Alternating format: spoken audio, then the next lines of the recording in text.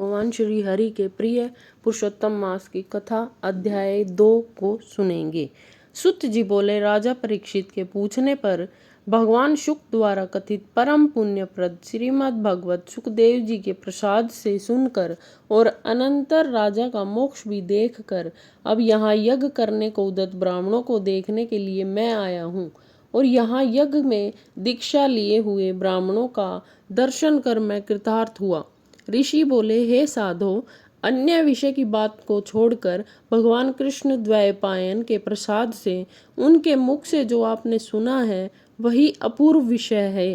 हे सुत, आप हम लोगों को बताइए। हे महाभाग, संसार में जिससे परे कोई सार नहीं है, ऐसी मन को प्रसन्न करने वाली और सुधा से भी अधिकतर हितकर है, ऐसी पुण्य कथा हम लोगों को सुनाइए।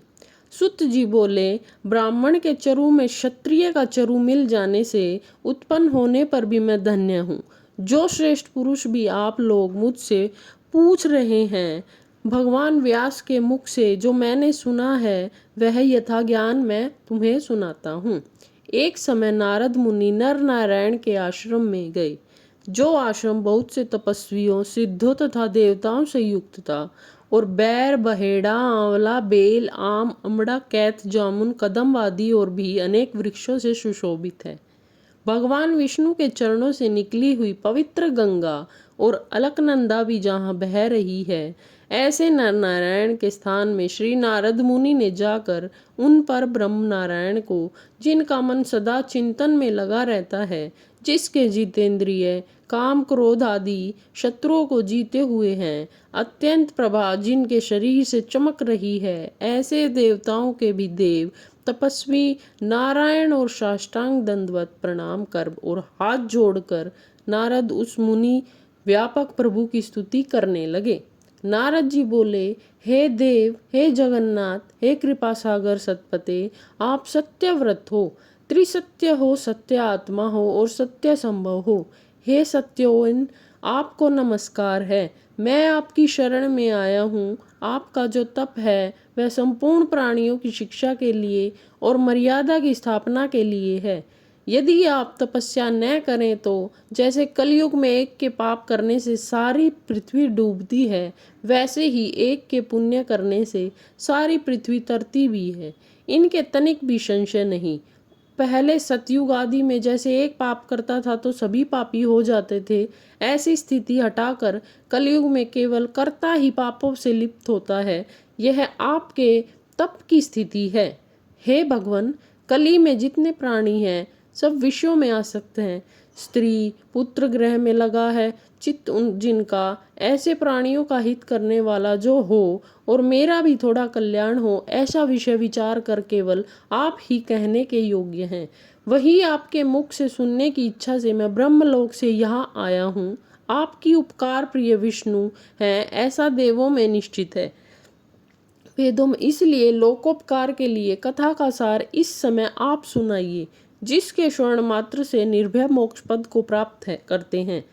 इस प्रकार नारद जी का वचन सुन भगवान ऋषि आनंद से खिलखिला उठे और भुवन को पवित्र करने वाली पुण्य कथा आरंभ की। श्री नारायण बोले, हे नारद, गोपों की स्त्रियों के मुख कमल के भ्रमर, रास के ईश्वर, रसिकों के आभरण, वृंदावन बिहारी, व्रज के पति आदि पुरुष भगवान की पुण्य कथा को कहता हूँ, जो निमेष मात्र समय में जगतों को उत्पन्न करने वाले हैं।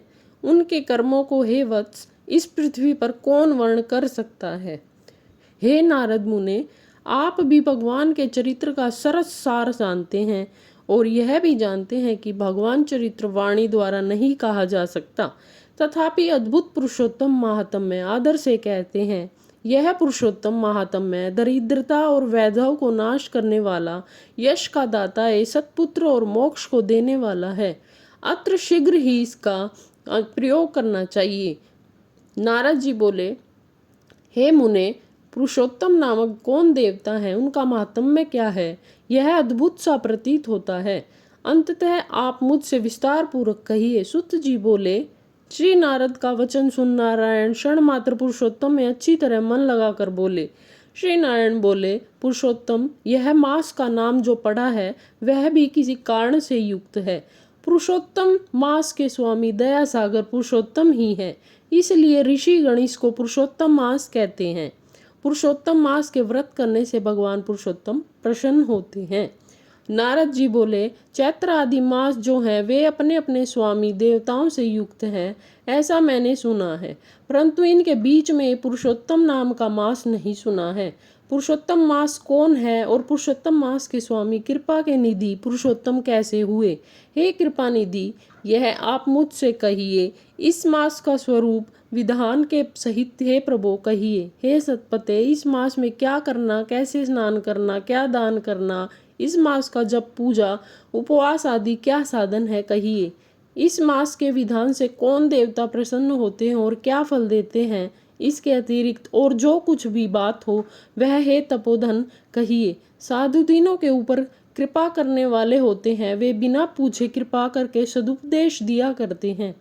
इस पृथ्वी पर जो मनुष्य दूसरों के भाग्य के अनुवर्ती, दरिद्रता से पीड़ित, नित्य रोगी रहने वाले, पुत्र चाहने वाले, जड़ गूंगे, ऊपर से अपने को बड़े धार्मिक दर्शाने वाले, विद्या विहीन, मलिन वस्त्रों को धारण करने वाले, नास्तिक पर स्त्रीगामी, नीच, जर्जर, दास वृत्ति करने वाले, आशा जिनकी नष्ट हो गई है, संकल्प जिनके भग्न हो गए हैं, तत्व जिनके क्षीण हो गए हैं, कुरूपी, रोगी, कुष्ठी, टेढ़े मेढ़े अंग वाले, अंधे, इष्ट वियोग, मित्र वियोग, स्त्री वियोग, आतप, पुरुष वियोग, माता पिता विहीन, शोक दुख आदि से सूख गए हैं, अंग जिनके अपने इष्ट वस्तु से रहित उत्पन्न हुआ है, किस अनुष्ठान के करने और सुनने से पुनः उत्पन्न न हो, हे प्रभु ऐसा प्रयोग हमको सुनाइए।